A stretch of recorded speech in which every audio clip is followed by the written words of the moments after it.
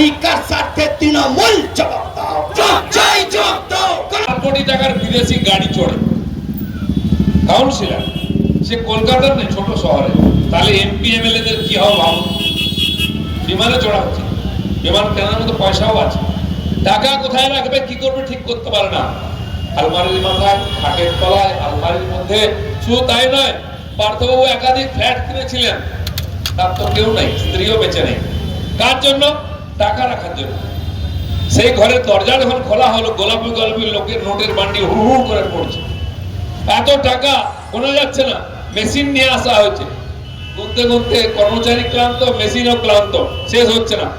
সেই টাকা নিয়ে যাওয়ার জন্য বড় বড় ট্যাঙ্ক নিয়ে আসা হয়েছে। ট্যাঙ্কে ভরে ট্রাকে করে নিয়ে যাওয়া হলো। কি বিবেকবান দিদিমণি, ধনবান, অর্থবান, এরকম লোক তৈরি করেছেন। আজ তার পার্টিতে খুব কম নেতা হবে কাউন্সিলর বা উপরে যারা কোটিপতি হয়নি। অনেক পঞ্চায়েত মেম্বারও কোটিপতি হয়ে গেছে। এদের পুরনো ইতিহাস কি? কে চায়ের দোকান চালাতো মোড়ে, কে বাজারে মাগুর মাছ বিক্রি করতো, কে ডেলিভারি বয় ছিল, কে মুরগি কাটতো, কে ভ্যানওয়ালা ছিল, ভ্যান চালাতো। ভ্যান মানে মোটর ভ্যান নয়, 3 চাকার সাইকেল ভ্যান। লোকের মাল বয় নেই তো, কয়লা কাঠ এইসব। তারা আজকে কোটিপতি। আর কোটি মানে একাধিক বাড়ি, ফ্ল্যাট, জায়গা, জমি। এরা হচ্ছে বিবেকবান। মমতা ব্যানার্জি এদের যদি বিবেকবান বলেন, তাহলে বিবেকবানের সংজ্ঞাটার অর্থই পাল্টে দিতে হবে। তিনি তারপরেও ওখানে দাঁড়িয়ে বিবেকবান লোক চাইবেন। চারিদিকে বেঈমান ভর্তি, তার অত উনি বিবেকবান বলছেন। বেঈমানদের মধ্যে বিবেকবান পাওয়া যায় না। আর আপনার সংজ্ঞার সঙ্গে আমরা একমত নই। তাই এই যে যত পাড়ায় পাড়ায় শাহজাহান তৈরি করেছেন, যখন শাহজাহান ধরা পড়েছিল, আমি বলেছিলাম যে শাহজাহান শেখ পশ্চিমবাংলায় পাড়ায় পাড়ায় তৈরি হয়েছে। লোকের জমি জায়গা, পুকুর, ইট ভাটা, পেট্রোল পাম্প, গাড়ি, বাড়ির মহিলাদের মধ্যে তুলে নিয়ে গেছে। কারণ আমি একাধিকবার গেছি ওখানে। এখন তো অনেকে যাচ্ছিলেন, যেতে দেয়নি। আমাদের নেতারা, নেত্রীরা, কমিশনের লোকেরা কাউকে ঢুকতে হয়নি।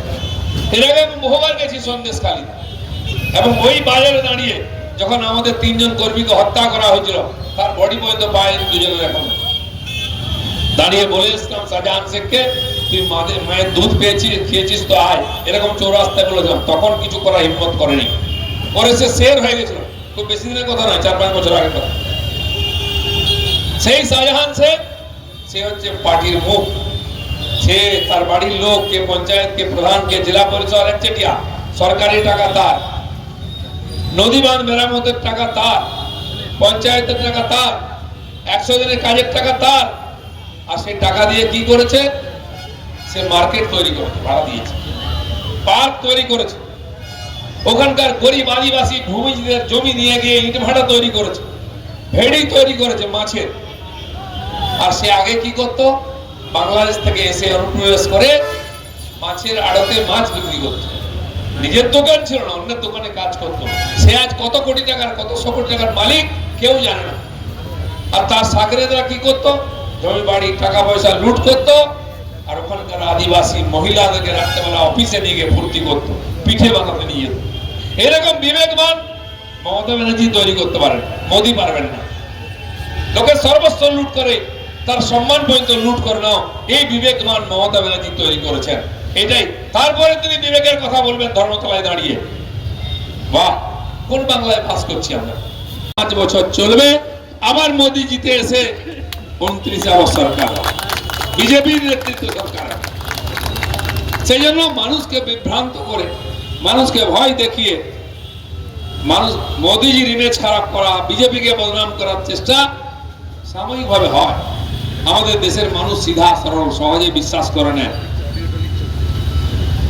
রাবণ সাধু সেজে গেছিল সীতা হরণ করতে, সীতা মাতা বুঝতে পারেননি, তার কথায় বিশ্বাস করে সেই লক্ষ্মণ রেখা পার হয়েছিলেন, তাই সীতা হরণ হয়ে গেছিল। তা আমাদের সাধারণ জনতা, ধার্মিক, ধর্মপ্রাণ, সিধা সরল জনতা এই ভেকধারী সাধুদেরকে চিনতে পারে না। ইলেকশনের আগে অনেক মিথ্যা কথা, অনেক কিছু প্রতিশ্রুতি দিয়ে ওরা ভোটটা নিয়ে নেয়, তারপর মানুষের জন্য কিছু করে না, আর খালি আমাদেরকে গালাগালি দেয়।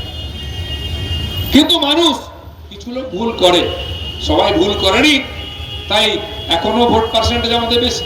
আমাদের সিট বেশি, সরকার চলছে, চলবে, এদেরকে আরো 5 বছর উপবাসী ছাড়পোকার মতো থাকতে হবে। আজকে একজন নেতা লাল টুপি পরে এসেছেন লখনৌ থেকে, শুনেছেন কিনা? দুবার হেরেছেন উত্তরপ্রদেশ, দুবার সরকার গেছে, তিনি নাকি বিজেপিকে হারাবেন। হেরে যাচ্ছেন সেই 14 সাল থেকে। একবার কোমরটা ঝুঁকে গেছিল, একটু সোজা হয়েছে। আর ভুটানি দেখুন, ये सरकार नहीं चलेगा, हम तो बधाई देते हैं, दीदी ने हरा दिया। अरे किसको हराया? 29টা সিট জিতে হারাচ্ছেন। যখন 32 থেকে 34 থেকে 22-এ এসেছিলেন, গত নির্বাচনে আমরা 18টা জিতেছিলাম, তখন তো বিড়ালের মতো মেও মেও করছিলেন। আজ 29 হয়েছে। আরে আগে তো 34-এ যান, পুরনো রেকর্ডে পৌঁছান, তারপর বড় বড় কথা বলবেন। সিপিএম এবং বাম ফ্রন্ট এক সময় 36টা সিট জিতেছিল, 42টার সময় পশ্চিম বাংলায়। তারা আজ কোথায়? 36 থেকে নামতে নামতে এর আগের ইলেকশনে বিধানসভা এবং লোকসভায় তারাই বিরোধী দল ছিলেন, কিন্তু সেই কংগ্রেস 4 থেকে 2 হয়েছিল হাফ, সিপিএম 2 থেকে 0 হয়েছিল সাফ। আমরাই 19 সালে তাদেরকে হাফ আর সাফ করেছিলাম। এখন কুতিয়ে কুতিয়ে একটা জিতেছে, তার থেকে 2 থেকে আবার হাফ। একজন তো সাফা সাফ, বাতি দেওয়ার লোক নেই সিপিএম এর, তারা বড় বড় কথা বলছে, তারা নাকি বিজেপিকে হারাবে। এক সময় 64টা পার্লামেন্টের সিট ছিল বামপন্থীদের, এখন টর্চ নিয়ে খুঁজতে হয় কোথায় আছে, কোথায় কেরালায় কুড়িয়ে পেয়েছে, কোথায় তামিলনাড়ু। এরা বিজেপিকে হারাবে। সকাল থেকে বিকাল ভিখারির মতো ঘুরে বেড়াচ্ছে। এর বাড়িতে বলছে ভাই চলো একসঙ্গে এসো, ওখানে বলছে এসো একসঙ্গে এসো। কারণ দেশ বাঁচাতে হবে, দেশ না পার্টি বাঁচাতে হবে, নেতা বাঁচাতে হবে। তাই লোকের বাড়ি বাড়ি হত্যা দিয়ে সেই হরকিষাণ সিং সুরজিত করতেন, আমরা দেখেছি। সেই পরম্পরা রেখেছে, সেই দায়িত্বটা মমতা ব্যানার্জি নিয়েছেন। সিপিএম দের কেউ পোছে না, পাতে ভাত দেয় না, মমতা ব্যানার্জি সব করেছেন। আমরা দেখেছি তিনি পাটনা গেছেন লালুজির সঙ্গে দেখা করতে, করেনি। লখনৌ গেছিলেন মুলায়মের সঙ্গে দেখা করতে, আগের বারে করেনি, তার ছেলেকে পিটিয়েছিল। মুম্বাই গেলেন শিবসেনার সঙ্গে দেখা করতে, তখন তো ডামাডোল অবস্থা। তারপরে চেন্নাই গেছিলেন ইডলি খেতে, সেখানে স্ট্যালিনের সঙ্গে দেখা করেছিলেন। আজ তারপরে 19 সালে ওখানে ব্রিগেডের সভা করেছিলেন, সব নেতারা দাঁড়িয়ে হাত উঁচু করে বলেছিলেন বিজেপি হটাও, দেশ বাঁচাও। নির্বাচন হলো, 282 থেকে 303-এ আমরা গেলাম। মমতা ব্যানার্জি 34 থেকে 22-এ এলেন, সিপিএম 2 থেকে 0, কংগ্রেস 4 থেকে 2 হলো। এখানে সারা ভারতবর্ষে খুঁজে পাওয়া গেল না কাউকে। তাই এবার আবার ডেকেছেন, তারপরে 2 বছর 3 বছর মমতা ব্যানার্জির সঙ্গে যোগাযোগ করে না। কারণ কি? যার হাত ধরবেন মমতা সে ডুবে যাবে, যার দিকে দৃষ্টি দেবেন সে ডুবে যাবে। তাই মমতা এই সঙ্গে কেউ আসতো না। এবার গিয়ে খুব পিড়াপিড়ি করে একজনকে নিয়ে এসছেন। সে কে? সে 2 বার হেরেছে উত্তরপ্রদেশে, 2 বার যোগী সরকার হয়েছে। তার কোনো কাজ নেই, বেকার ঘুরে থাকে, বলছে যাই কলকাতা ঘুরে আসে। তো যার কোনো কাজকর্ম নেই, কেউ পুছে না, এরকম নেতা মমতা ব্যানার্জির সঙ্গে আছে। কেন শিবসেনা আসেনি? কেন স্ট্যালিন আসেননি? কেন বিএসপি আসেনি? কেন এনসিপি আসেনি? কেন সিপিএম এর বড় নেতারা কারাত আসেননি বা ইয়েচুরি আসেননি? কারণ মমতা ব্যানার্জি কেউ বিশ্বাস করে না। কোন দিকে কখন পাল্টি মারবেন, কখন কংগ্রেসের সঙ্গে, কখন বিজেপির সঙ্গে, কখন ইনডাইরেক্টলি সিপিএম এর সঙ্গে, কিচ্ছু ভরসা নাই। সেই জন্য আজ মমতা ব্যানার্জি এই অবস্থা, কেউ তার সঙ্গে আসতে চাইছে না। একটা বেকার ছেলে ঘুরে বেড়ায়, তাকে ধরে নিয়ে এসে ডায়াসে বসিয়ে ভাষণ দিচ্ছেন, বিরাট বড় চিহ্ন। এই হচ্ছে মমতা ব্যানার্জি সর্বভারতীয় রাজনীতির আজকে তার অবস্থা, কেউ তার সঙ্গে নেই। তাই বন্ধুগণ, পশ্চিম বাংলায় পরিবর্তন পরিবর্তন, সেই বুদ্ধিজীবীরা নৌকার আমরা আবার ওখানে বসে আছি, মুখ পুরানো সব সরকারের টাকা নিচ্ছে, চোখের মাথা খেয়েছে। রাস্তায় মেয়েদের বিবস্ত্র করা হচ্ছে, পেটানো হচ্ছে। মহিলা পুরুষকে চৌরাস্তায় পিটে বলছে এটা মুসলিম রাষ্ট্র হয়ে গেছে, এখানে এই আইন চলবে। এরপরে কারো হাত কাটা হবে, কারো পা কাটা হবে, কারো জিভ কাটা হবে, কাউকে পাথর মেরে মারা হবে। এটাই গণতন্ত্র। এখানে পার্টি অফিসের মধ্যে তুলে নিয়ে গিয়ে 4 জন হাত পা টেনে তুলে ধরে আছে, তাকে লাঠি দিয়ে পেটানো হচ্ছে। এটা গল্প বলছি না আমি, আপনার ভিডিও দেখেছেন টিভিতে।